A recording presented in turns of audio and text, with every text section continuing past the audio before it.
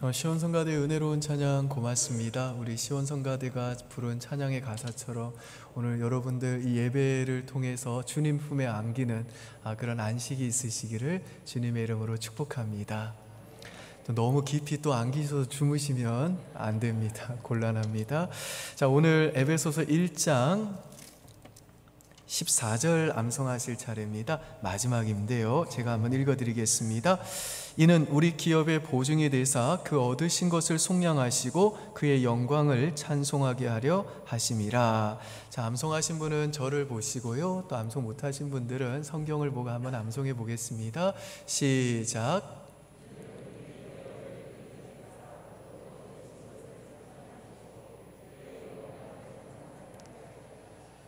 네, 잘하셨습니다. 저랑 한번 해볼까요? 시작. 이는 우리 기업의 보증에 대해서 그 얻으신 것을 속량하시고 그의 영광을 찬송하게 하려 하심이라. 아멘. 수고하셨습니다. 그동안 너무 애쓰셨고요. 잘 또 따라와 주셔서 고맙습니다. 여러분들이 적극적으로 암송을 많이 해주셨어요.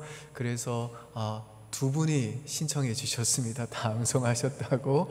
그래서 혹시나 아직 이렇게 암송했는데 용기가 안 생겨서 말씀 못 하신 분들, 이번 주에 말씀해 주시면요, 저희가 또 영상 찍어 드릴 것이고 또 여러분에게 선물 보내드리겠습니다.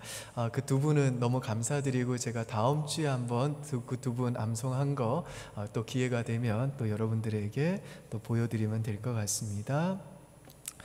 자, 2장에서 이 사도 바울은 이 에베소 교회의 교인들은 원래 허물과 죄로 죽었고 세상에서 소망도 없고 또 하나님도 없던 이방인들이었는데 예수 그리스도의 십자가의 은혜로 말미암아 유대인들과 화목하게 되었고 이제는 성도들과 같이 동일한 시민이요 하나님의 가족이요 하나님이 거하시는 성전이 되어가고 있다라고 말씀했습니다.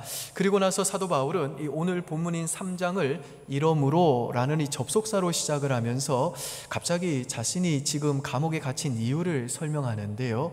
왜냐하면 지금 이 사도 바울이 복음을 전하다가 감옥에 갇혔다는 소식을 듣고 이 에베소 성도들이 이 사도 바울의 그 건강과 그 미래에 대해서 너무 걱정을 많이 하고 있었기 때문에 사도 바울은 지금 자신이 왜 감옥에 갇혀 있는지 그 이유를 설명할 필요가 있었던 겁니다. 우리 1절에서 5절까지 한번 저랑 나누어서 여러분 한번 읽어보실까요? 제가 1절 읽을게요. 이러므로 그리스도 예수의 일로 너희 이방인을 위하여 갇힌 자 된 나 바울이 말하거니와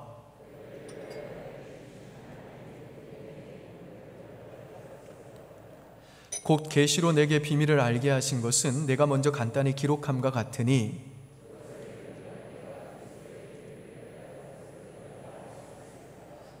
여기까지 한번 읽어보시죠. 이 1절에 기록된 너희 이방인을 위하여 갇힌 자 된 바울이라고 하는 이 표현은 바울이 지금 이방인들에게 복음을 전하다가 감옥에 갇혀 있다는 뜻입니다. 그리고 2절에 보시면 경륜이라는 단어가 나오는데 지난번에도 말씀드렸습니다만 이 경륜은 계획이라고 여러분이 이해하시면 됩니다. 그래서 하나님의 은혜의 경륜이라고 했을 때 이것은 하나님의 은혜로운 구원 계획을 가리킵니다. 그리고 3절에 보시면 하나님이 계시로 사도 바울에게 알려주신 비밀이라는 말이 나오는데요, 이 비밀은 다른 게 아닙니다. 하나님이 영원전에 세우신 은혜로운 구원 계획을 지금 사도 바울은 비밀이라고 표현하고 있는 것이고 은혜의 경륜이라고 표현하고 있는 겁니다. 우리가 살펴본 대로 사도 바울은요, 이미 1장 이 13절에서 14절 우리가 암송한 이 구절을 통해서 이 하나님이 영원전부터 감추어 두셨던 그 하나님의 은혜로운 구원의 경륜, 하나님의 그 은혜로운 구원의 계획을 이미 설명했습니다. 그래서 이 3절과 4절에서 사도 바울은 내가 이미 쓴 그 글을 너희가 읽어보면 하나님이 나에게 계시로 알려주신 하나님의 그 은혜로운 구원 계획을 너희도 알 수 있다라고 말씀하는 겁니다. 그러면서 사도 바울은 이 하나님이 영원전부터 감추어 두셨던 이 비밀인 하나님의 그 은혜로운 구원 계획의 내용 중에서 아주 중요한 핵심 내용을 지금 소개를 합니다. 그게 뭔지 5절과 6절 한번 보실까요? 같이 읽습니다. 이제 그의 거룩한 사도들과 선지자들에게 성령으로 나타내신 것 같이 다른 세대에서도 사람의 아들들에게 알리지 아니하셨으니 이는 이방인들이 복음으로 말미암아 그리스도 예수 안에서 함께 상속자가 되고 함께 지체가 되고 함께 약속에 참여하는 자가 됨이라. 이 말씀에서 보시듯이 영원전에 하나님이 은혜롭게 세우신 그 구원의 계획, 그 비밀은 뭐냐면 그 이방인들도 복음으로 말미암아 유대인들과 화목하게 되어 이방인들도 이제 그 유대인들과 그리스도의 몸인 교회를 이루게 되므로 그들 역시도 유대인들과 함께 하나님 나라를 물려받는 이 상속자가 되게 하는 것, 이게 바로 하나님이 영원전에 세우신 구원의 계획이었다는 겁니다. 이것이 이 선지자들과 사도들을 통해서 계시되기 전까지는 사람들이 알지 못했던 비밀이었다는 거죠. 이어서 사도 바울은 자신이 그 사도로 부름받은 목적을 설명합니다. 7절과 9절 보실까요? 7절에서 9절 제가 한 절 읽고 여러분이 한 절 읽습니다. 이 복음을 위하여 그의 능력이 역사하시는 대로 내게 주신 하나님의 은혜의 선물을 따라 내가 일꾼이 되었노라.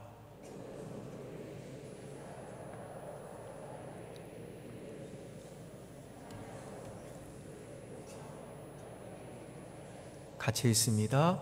영원부터 만물을 창조하신 하나님 속에 감추어졌던 비밀의 경륜이 어떠한 것을 드러내게 하려 하심이라. 이 말씀은 무슨 뜻인가 하면 이 그리스도의 그 측량할 수 없는 은혜의 풍성함을 이방인들에게 전함으로 그 이방인들도 이제는 유대인들과 함께 그리스도의 몸을 이루는 그 교회, 유대인과 이방인이 하나가 되는 그 교회를 세우고자 하셨던 하나님의 그 구원 계획을 복음을 통해 세상에 드러내는 일을 하라고 하나님께서 교회의 핍박자였던 성도 중에 지극히 작은 자인 자기에게, 사도 바울에게 이 사도의 직분을 주셨다라는 겁니다. 그러면서 사도 바울은 이 교회에 대해서 굉장히 놀라운 사실을 밝힙니다. 우리 10절과 11절입니다. 같이 읽습니다. 이는 이제 교회로 말미암아 하늘에 있는 통치자들과 권세들에게 하나님의 각종 지혜를 알게 하려 하심이니 곧 영원부터 우리 주 예수 안에서 예정하신 뜻대로 하신 것이라. 여기에서 이 하늘에 있는 통치자들과 권세자들이란 하늘에 있는 영적인 존재들인 지성적인 존재들인 천사들을 가리킵니다.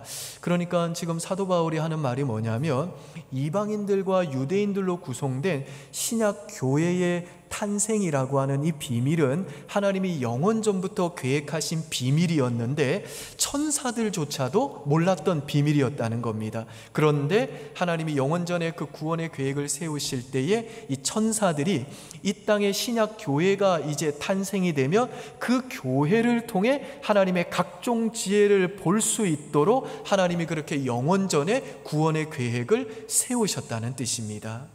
여러분, 천사들은요, 우리가 창조되기 전부터 하늘에서 우주의 그 창조로부터 인류의 그 역사를 다 내려보고 있는 지성적이고 영적인 존재들입니다. 그래서 이들은 하나님이 이 세상을 창조하시고 섭리하시는 것을 이미 보면서 그 창조와 섭리 가운데 나타난 하나님의 지혜에 대해서 많은 걸 알고 있었습니다. 그런데 이들이 어느 날 이 성자 하나님이신 예수께서, 그들이 경배하고 찬송을 올려드렸던 그 예수께서, 하나님의 아들이신 예수께서 인간의 몸으로 이 세상에 내려가시는 걸 보고 하늘에서 수근수근거렸습니다. 아니, 예수님이 왜 저런 식으로 동정녀를 통해 잉태하게 됐지? 하필이면 하나님은 왜 그 아들 예수님을 냄새나고 더러운 마구간에서 저렇게 태어나게 하셨지? 도대체 지금 하나님이 뭐라고 계시지? 이랬다는 겁니다. 그리고 천사들의 수종을 받던 하나님의 아들이신 예수님이 땅에 내려가셔가지고 난지 8일 만에 할례를 받으시고 말을 배우시고 목수일을 배우시고 글을 배우시고 3년 동안 정말 그 시골에서 무명의 목수로 계실 동안에 하늘에서 또 이 천사들의 언론이 시끌벅적했습니다. 도대체 하나님의 아들이 세상에 내려가서 왜 매일 남의 밥상, 집상, 집 밥상 부러진 거나 고치고 있냐? 도대체 저게 메시아냐? 하고 천사들이 쑥덕거렸다는 것입니다. 그런데 심지어는 어느 날 보니까 이 인간들이 그 예수님을 십자가에 못 박아 죽여버리는 겁니다. 그러니까 천사들이 또 하나님이 하시는 일이 더 이해가 안 되는 겁니다. 아니, 어떻게 성자 하나님이, 우리가 경배하고 찬송했던 그 하나님이 죽으실 수가 있지? 그런데 그 예수님이 3일 만에 다시 부활하신 후에 하늘로 승천해 오신 겁니다.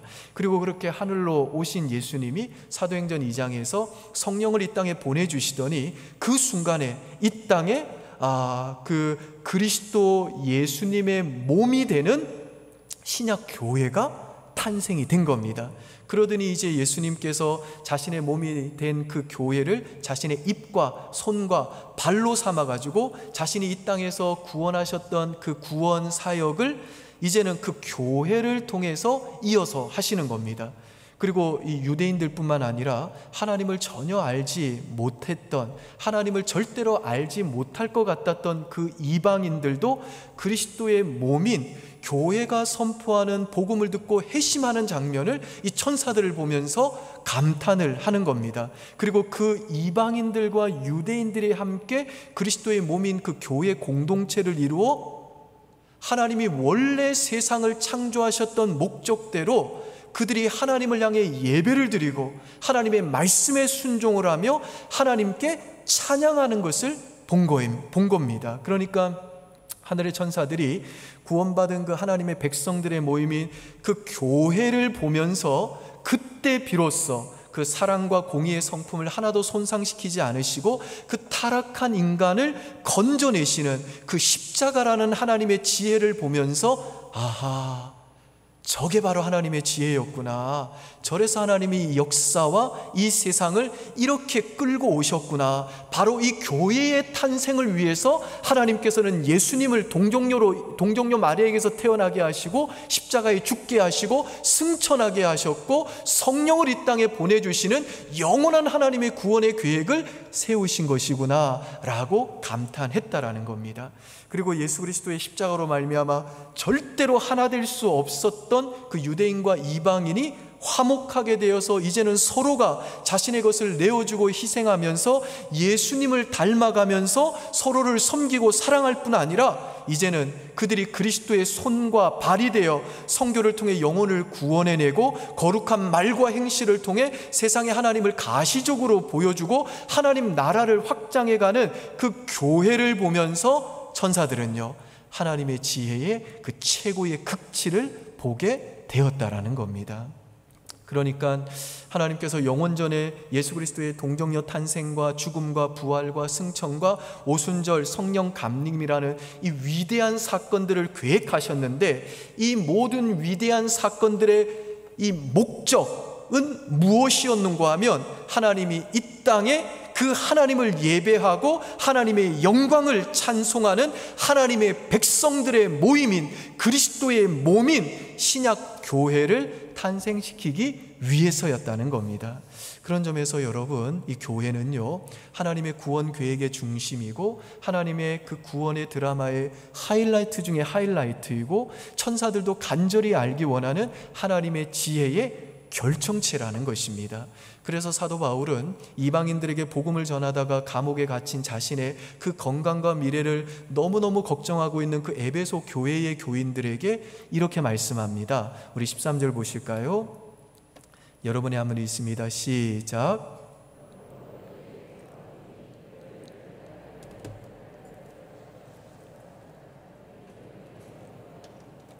무슨 말입니까? 이 교회는 하나님의 구원 계획의 중심이고 하나님의 지혜의 결정체고 주님이 자신의 피를 전부 다 쏟아붓기까지 사랑하신 대상, 너무너무 소중한 대상이기 때문에 그 소중하고 귀한 교회를 섬기다가 당하는 환난은 우리 인생에게 주어질 수 있는 가장 큰 명예요, 훈장이요, 영광이기 때문에 너희는 교회를 위해 당하는 나의 환난에 대해서 근심하지 말아라. 오히려 교회를 위해 당하는 나의 환난 때문에 너희는 기쁨으로 여기고 너희는 자랑해라. 이렇게 말씀하는 겁니다. 여러분, 교회는요, 자기가 죄인이라고 고백하는 사람들이 모여있는 곳이기 때문에 교회는 끊임없이 많은 문제를 일으켜왔고 항상 문제가 아주 많이 있는 곳이 교회입니다. 그래서 세상 사람들도 교회를 욕을 하고 교회 안에 있는 우리 신자들마저도 때로는 교회를 욕할 때가 많습니다. 하지만 이렇게 부족하고 모자라지만 이 부족하고 모자란 교회를 하나님이 사랑하십니다. 하나님께서 허물 많고 부족하고 연약한 이 땅의 교회를 왜 사랑하시는가 하면 교회를 위해서 자기 아들이 생명을 던졌기 때문입니다. 그렇기 때문에 우리들이 그냥 무심코 보면 이 교회는요, 정말 대충 볼 수 있는 곳입니다만은, 하지만 이 교회에게 뿌려진 피를 보면 이 피로 말미암아 교회는 결단코 우스운 곳이 아니게 되는 겁니다. 이 교회를 위해서 뿌려진 그 하나님의 피, 예수 그리스도의 피 때문에 교회는 너무나도 소중한 곳이 되는 겁니다. 온 우주를 다 가지신 예수님이 이상하게 만족이 없으신데, 이 만족 없으신 예수님의 마음을 유일하게 채울 수 있는 유일한 곳이 바로 이 땅에 있는 예수님의 몸인 교회라는 것입니다. 그래서 예수님은 교회가 울 때 함께 우시고요, 교회가 아파할 때 함께 아파하시고, 교회가 웃을 때 함께 웃으십니다. 그만큼 이 교회는 예수님의 그 마음의 한복판에 있는 예수님의 심장인 겁니다. 그러므로 사랑하는 우리 은평의 교우 여러분들이 이 땅의 교회를 바라보실 때 교회를 부디 절대로 가볍게 보지 마시고 너무 쉽게 교회를 비판하지 마시기를 바랍니다. 이 땅에 있는 주님의 몸된 교회가 망가지고 부서진 모습을 보일 때 그 망가지고 부서진 모습을 보면서 교회랑 상관없는 이 교회의 위상과 이 교회의 영광을 알지 못하는 이 세상 사람들은 교회를 욕해도 괜찮습니다마는, 하지만 예수 믿는 우리들은요, 그리스도의 몸의 지체들이기 때문에 예수 믿는 우리 한 사람 한 사람이 바로 교회이기 때문에 교회를 욕하는 것은 바로 우리 얼굴에 침을 뱉는 것입니다.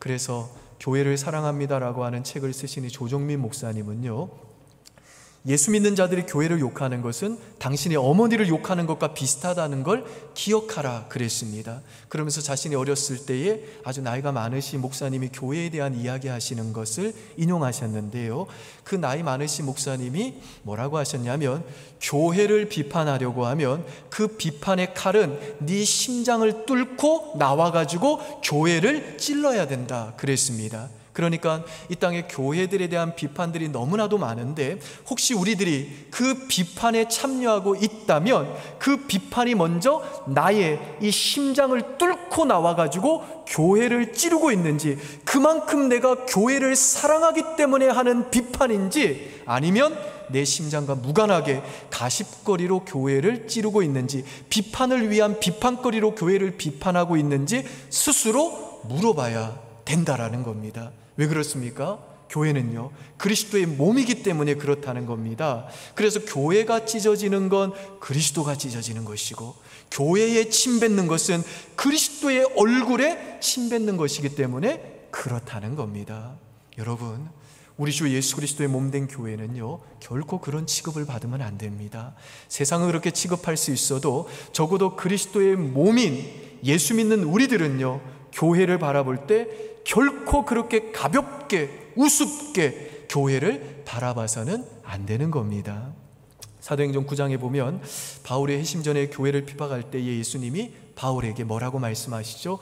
네가 왜 나를 핍박하느냐 그랬습니다. 그러니까 교회는 우리 주님께 너무너무 소중한 사랑의 대상이고 주님 자신의 몸이기 때문에, 주님과 교회는 하나이기 때문에 교회를 건드리면 주님을 건드리는 것이고, 교회에 무관심하면 주님께 무관심한 것이고, 교회를 그 삶의 중심에 두지 않으면 그 삶의 주님을 중심에 두지 않는 것이고, 교회에 침 뱉으면 주님의 얼굴에 침을 뱉는 것이라는 겁니다. 그러므로 사랑하는 여러분, 하나님의 구원 계획의 중심이요, 하나님의 구원의 드라마의 하이라이트 중에 하이라이트요, 지금도 하늘의 천사들이 허리를 굽혀 간절히 보기 원하는 이 하나님의 지혜의 결정체인 그리스도가 피 흘려 사신 그리스도의 몸인, 그리스도의 심장인 이 교회를 이 땅의 교회를 진정으로 소중히 여기시는 우리 은평의 가족들 되어주시기를 주님의 이름으로 축복합니다.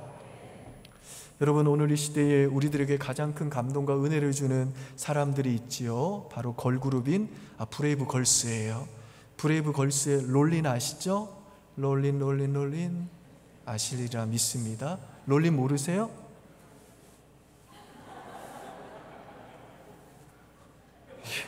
롤린 안무입니다.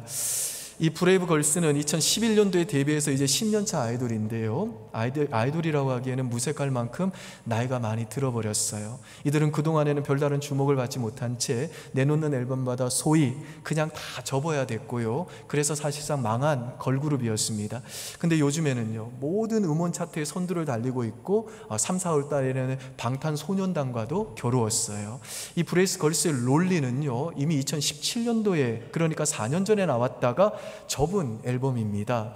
여러분 보세요. 4년 전에 나온 노래, 인기를 얻지 못했던 노래라면요, 그건 끝난 거잖아요. 사실 요즘에는 신곡이 지난달에 나왔는데 아직까지 반응이 없으면 이미 끝난 겁니다. 그런데 4년 전에 나온 노래면 이건 진짜 끝난 거예요. 그래서 이 브레이브 걸스 멤버들은 각자 공무원 시험을 준비하거나 부동산 공부를 하고 또 바리스타 자격을 준비하면서 이제 각자 먹고 살 이런저런 방도를 찾으면서 이제 이 걸그룹을 정리를 하려고 했습니다. 그래서 올 초에 이제 수요일 날 모여 이제 걸그룹을 정리하는 그 회의를 하는데, 그날 아침에 갑자기 그 이 롤린이라고 하는 노래의 조회수가 확 뛰어가지고 300만이 조회수가 넘게 된 겁니다. 그러면서 2월달, 3월달 지나면서 각종 음원 차트의 1위를 차지하고 지금까지 10년 동안 그룹 생활하면서 한 번도 그 가요 프로그램의 시상식에 서지 못했던 그들이 이제는 그 멋진 시상식의 무대에서도 서게 되는 그런 꿈같은 시간을 보내는 아주 최고의 그룹이 되었습니다.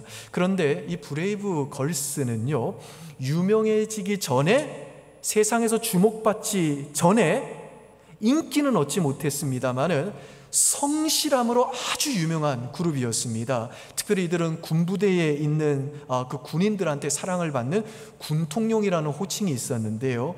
그들은 저 백령도 같은 남들은 정말 이 다른 걸그룹들은 꺼려하는 그 군부대의 위문 공연을 가서도 아주 새벽 일찍부터 그 위병소 앞에서 이제 그날 외박하고 외출하고 휴가를 나가는 그 장병들의 손을 일일이 잡아주고 사진을 찍어 주었습니다. 그러니까 이 군인들이, 이들이 정말 자신들을 진심을 다해서 대해주고 진심을 다해서 그 먼 거리를 달려와서 노래를 불러주고 그들을 위로해주고 정말 성실하게 자기들을 섬겨주니까 이 군인들이 이 브레이브 걸스를 너무 좋아하는 겁니다. 그래서 여러분이 롤린이 이렇게 역주행을 하며 4년 후에 뜰 수 있었던 이유는 뭐냐면, 이 군대에서 이 선임병들이 제대를 하면서 후임병들에게 이 브레이브 걸스의 롤린을 인수인계를 한 거예요. 나는 이제 제대하니까 네가 브레이브 걸스 응원해라, 네가 이 롤린 불러가면서 이 노래를 보급해라. 아니, 자기 부대, 자기 보직을 인수인계하거나 무기를 인수해야지 이것들이 롤린을 인수인계를 한 겁니다. 그만큼 이 브레이브 걸스는요, 아무도 그들을 주목해주는 이름도 없는 그 기나긴 무명의 그 눈물 나는 시간을 보내면서도 언제나 겸손하고 언제나 성실하게 그들의 자리를 지켜낸 겁니다. 여러분, 우리 은평교회가 지난 42년간 그 험난한 세월의 무게를 견뎌내며 오늘 여기까지 올 수 있었던 이유는요, 우리 교회를 정말 너무너무 사랑해서 아무도 알아주지 않지만 그 20년, 30년, 40년 동안 변함없이 이 교회의 그 기둥처럼 움직이지 않고 눈물로 교회를 위해 기도로 섬기고 한결같은 마음으로 성실하게 봉사의 직분을 감당하고 성도님들을 섬겼던 그 자리를 묵묵히 지켜왔던 이 브레이브 걸스, 이 브레이브 보이스, 용감한 누님들과 용감한 형님들의 그 땀과 헌신과 눈물과 봉사와 수고가 있었기 때문입니다. 여러분, 이분들이 이제 나이가 들고 곧 이제 정말 이 세상에서 우리의 기억 속에 사라질지 모릅니다만은, 이 땅에서는 이분들이 무명으로 살았던 분들인지 모르겠지만 하나님 나라에서는요, 이 브레이브 걸스처럼 모든 음원 차트 올킬하고 하나님께서 정말 대박으로 터뜨려 주시는 빛나는 인생 되게 하실 줄 믿습니다. 저는 이제 그분들을 이어서 저를 비롯해 우리 교회의 특별히 젊은 우리 성도님들께 부탁드립니다. 우리 교회 여러분들이 몸담고 있는, 여러분이 그리스도의 몸으로 지금 이 자리를 지키고 있는 우리 은평교회의 젊은 성도님들께서도 정말 이분들을 이어서 이제 이 교회를 진심으로 사랑하고 교회를 위한 이 수고와 환난을 우리 신자들이 얻을 수 있는 가장 큰 상처요, 가장 큰 명예요, 가장 큰 훈장으로 여기면서 우리 은평교회를 위해서 정말 눈물과 수고와 땀과 헌신을 아끼지 않는 브레이브 걸스, 보이즈들이 되어주시기를 주님의 이름으로 간곡히 부탁드립니다. 저는 이 시간에 특별히 이 자리를 비워서 우리 어른들께는 조금 죄송합니다만은 나머지 좀 설교를 특별히 우리 30, 40대 성도님들께 우리 교회를 좀 소중히 여겨주시고 아껴주시고 사랑해 주시기를 간곡히 부탁드리는 말씀으로 좀 마무리하고 싶습니다. 우리나라의 이 30, 40대 세대는요, 한쪽에서는 우리 사회의 그 새로운 소비시장을 이끌어가고 또 한국 경제를 이끌어가는 유어덜터 세대 혹은 스타일리시 세대로 보는 반면에 또 한쪽에서는요, 직장에서의 그 퇴출에 대한 부담감이 가장 크고 또 주거와 자녀 교육에 대한 부담감 때문에 수렁에 빠져 있는 세대로 봅니다. 게다가 이분들은 부모에게 의지하기도 힘들고 오히려 이제는 그 100세 시대의 이 부모 부양의 책임만 커지고 있습니다. 교회에서도요, 이 3040 세대는 그야말로 신학자들이 뭐라고 부르는가 하면 권태기 세대라고 부릅니다. 왜냐하면 이분들은 어디를 가도 교회가 재미없다고 말하는 게 이 3040 세대이기 때문에 그렇습니다. 그래서 이 3040 세대는요, 교회에 정착을 잘 못합니다. 그러다 보니까 이분들은 교회의 소비자가 돼가지고 오늘은 A 교회에 가고 내일은 B 교회에 가고 이렇게 교회의 예배를 떠돌다가 나중에는요, 아예 교회를 안 나가버립니다. 그래서 지금 교회를 안 나가고 신앙생활을 하는 소위 말하는 그 가난한 성도로 남는 사람들의 대부분이 이 3040 세대입니다. 아마도 이런 현상은요, 이 코로나 시대 이후에는 훨씬 더 가속화되게 될 겁니다. 3040 세대가 이렇게 가난한 성도가 되면 앞으로 한국교회는 몰락할 수밖에 없습니다. 그 미래가 어두울 수밖에 없어요. 왜냐하면 교회는 지금 저마다 다 다음 세대를 준비하자고 외치고 있는데 정작 그 다음 세대들을 이끌어가고 있는 분들이 바로 이 3040 세대 부모들이기 때문에 그렇습니다. 그래서 이 3040 세대가 교회에서 정말 은혜 받고 교회의 기둥으로 다른 형제자매들과의 좋은 교제권 안에서 잘 정착하지 못하면 이 한국교회는 다음 세대를 다 잃어버리게 되는 겁니다. 그래서 3040 세대의 이 교회에 대한 권태기가 그대로 그 유초등부 아이들에게 대물림이 되고 그 애들도 나중에 교회를 떠나고 교회에 잘 적응하지 못하는 안타까운 현실이 초래되는 겁니다. 여러분, 교회에서 이 3040 그리스도인들은 어떤 세대인가요? 열린 예배와 경배와 찬양을 경험한 첫 세대가 바로 이 3040 세대입니다. 그리고 CCM을 초기에 경험했던 CCM 얼리 어답터들, 즉 CCM을 초기에 받아들인 세대들이 바로 이 3040 세대들입니다. 그런 사람들이 1950년대부터 전혀 변화가 없는 지금의 이 전통적 교회에 적응을 하려고 하니 적응이 안 되는 겁니다. 그러니까 교회 생활이 지루하고 권태로울 수밖에 없는 겁니다. 그리고 더 큰 문제가 있는데 이 3040 세대 부모님들은 두 부류 중에 하나입니다. 하나는 이 부모가 영아부 예배를 드리는 그 영아부에서 들어가 가지고 몇 년 동안 교회에서 실종 상태로 계십니다. 그래서 이분들은 영아부에서 애들하고만 늘 예배를 드리고 곧바로 집으로 돌아가기 때문에 일반 교인들하고는 전혀 교제권이 없는 겁니다. 그리고 이제 드디어 애들이 유치부가 되어서 비로소 영아부에서 해방이 되고 그때 이제 교회에 서서 얼굴을 내밀기 시작하는데 그때는 이미 한 세대가 단절이 돼버린 겁니다. 그리고 대부분 교제권이 단절이 돼버리니까 이분들은 또 교회에 적응을 하지 못하고 그때부터 또다시 떠돌기 시작을 하는 겁니다. 30세대의 또 다른 또 형태는 어떤 형태냐면 잠옷실에 있는 겁니다. 그 시끌벅적한 잠옷실에서 이게 지금 예배를 드리는 건지 뭐 하는 건지 그냥 1시간 동안 그 아이들 뒤치다거리 하느라 진을 다 빼기 때문에 도무지 예배에 집중도 못하고 은혜도 전혀 받지 못하고 그러니까 계속해서 영적인 메마름 속에서 몇 년 동안 빠져나오지 못하는 그 은혜의 사각지대에 처해 있는 것이 바로 오늘날 이 3040 세대의 현실입니다.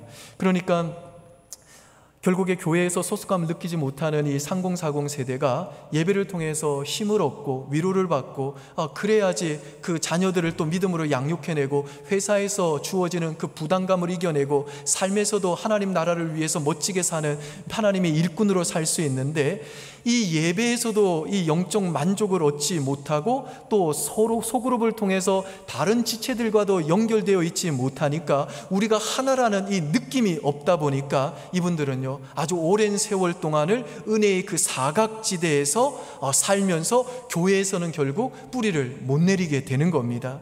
그래서 주안교회 주승중 목사님은 이 3040 세대를 향해서 3040 세대는 교회에 대해서 자기 연민이 많은 세대라고 그랬습니다.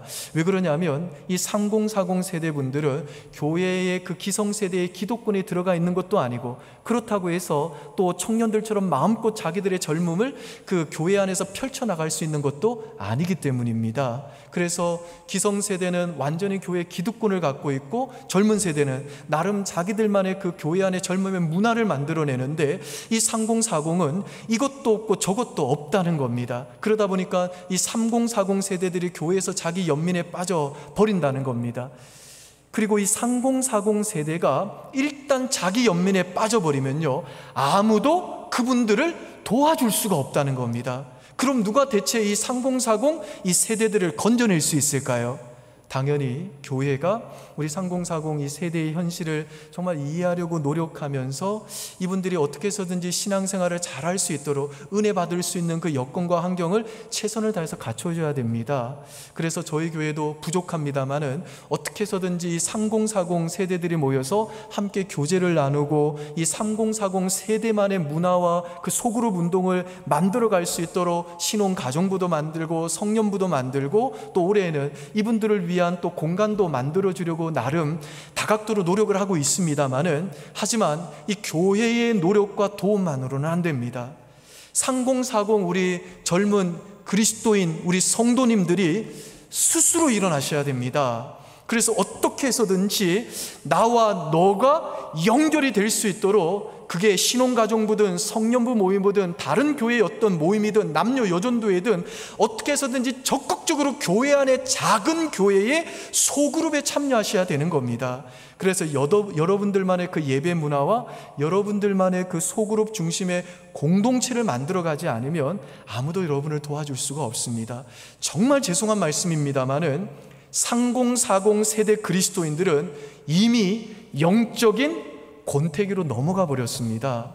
저희 교회를 비롯해서 이미 많은 한국의 몇몇 교회를 제외하고는 수많은 한국 교회가 이미 이 3040 분들의 그 은혜를 받을 수 있는 환경을 조성하는 일에 타이밍을 놓쳐버린 겁니다. 사람이요 한번 권태기에 빠지면 웬만한 자극을 줘도 안 움직입니다. 그렇기 때문에 저는 오늘 특별히 지금은 코로나 기간이라 우리 신혼가정부와 성년부 모임이 제한될 수밖에 없고 우리가 조심해야 됩니다만, 그렇다고 해서 우리 3040 형제자매들이 그 신앙의 그 메마른 자리에서 안주해 있지 마시고, 교회에서 또 숨어 있지 마시고 그냥 이렇게 사는 거지 하고 체념하지 마시고, 내가 정말 살아갈 길은 하나님의 은혜밖에 없다라고 하는 이 절박함을 가지시고, 이제는 좀 온라인과 오프라인으로 서서히 여러분들도 이 신혼가정부와 성년부 모임을 통해서 어떻게 해서든지 나와 너가 연결되어 서로를 좀 격려하면서, 그래 우리 한번 해보자, 그래 한번 도전해보자, 부딪혀보자, 우리만의 문화를 한번 만들어보자, 우리 한번 우리 자신을 깨트려보자, 우리 함께 하나님의 은혜를 받아보자 라고 하는 이런 영적인 몸부림을 치면서 여러분들만의 그 건강한 공동체를 만드는 일에, 교회 안에 교회를 만드는 일에 한번 도전해 보시기를 주님의 이름으로 부탁드립니다. 여러분, 이 시대는요 노인은 많지만 어른은 없는 시대라고 하면서, 그래서 이 시대가 혼미하다고 하면서 많은 분들이 안타까워합니다. 어떤 분이 노인과 어른의 차이를 이렇게 설명했습니다. 노인은 자기 자신만 아는 사람이다. 주위 모든 사람이 자기 한 사람을 위해 존재해야 한다고 여긴다. 반면에 어른은 나이가 들수록 남을 배려하는 사람이다. 타인을 위해 기꺼이 그늘이 되어주기에 어른은 나이가 들어 병석에 누워 있어도 만나는 사람의 마음을 훈훈하게 해준다. 저는 우리 은평교회의 앞선 세대에 속한 믿음의 선배들인 우리 장로님들, 권사님들, 집사님들께서 지금까지도 정말 너무너무 잘해 오셨던 것처럼 앞으로도 우리 특별히 3040 그리스도인들에게 어른이 되어주시고 그늘이 되어주셔서 우리 3040 세대들이 우리 교회 안에서 건강한 그 자기들만의 그 문화를 만들어갈 수 있도록 그분들의 소리에 귀를 기울여 주시고 그분들의 피로를 채워주는 일에 적극적으로 앞장서 주시기를 주님의 이름으로 부탁드립니다. 그래서 저는 우리 은평교회의 이 어른 세대와 이 젊은 세대가 다 함께 하나가 되어 정말 이 하나님의 계획의 중심이요 천사들도 살펴보기를 원하는 하나님의 지혜의 결정체요 주님이 정말 자신의 피를 다 쏟아붓기까지 사랑하신 이 주님의 몸된 우리 은평교회를 사랑하고 우리 교회를 정말 교회답게 만들어가는 이 영광스러운 일에 헌신하여 우리 다음 세대들에게도 천사들이 지켜봐도 부끄럽지 않는 그 건강한 교회를 물려줄 수 있게 되기를 주님의 이름으로 축원드립니다. 아멘. 기도하겠습니다. 아버지 하나님, 우리 주님이 피 흘려 사신 이 교회, 하나님의 구원의 계획의 중심이요 하나님의 지혜의 결정체인 이 교회를 우리도 사랑하게 하시고 이 교회가 우리의 삶의 중심이 되게 하시고 또 이 교회를 위해서 우리가 받는 환난과 우리가 드리는 헌신과 우리가 드리는 이 봉사가 정말 우리 생에 있어서 가질 수 있는 최고의 영광이요 최고의 명예요 훈장인 것을 그렇게 믿고 참으로 주님을 기뻐하는 마음으로 주님이 사랑하시는 이 교회를 사랑할 수 있도록 은혜 내려 주시옵소서. 감사드리며 예수님 이름으로 기도합니다. 아멘. 우리 다 함께 자리에서 일어나셔서 하나님께 찬송하시겠습니다.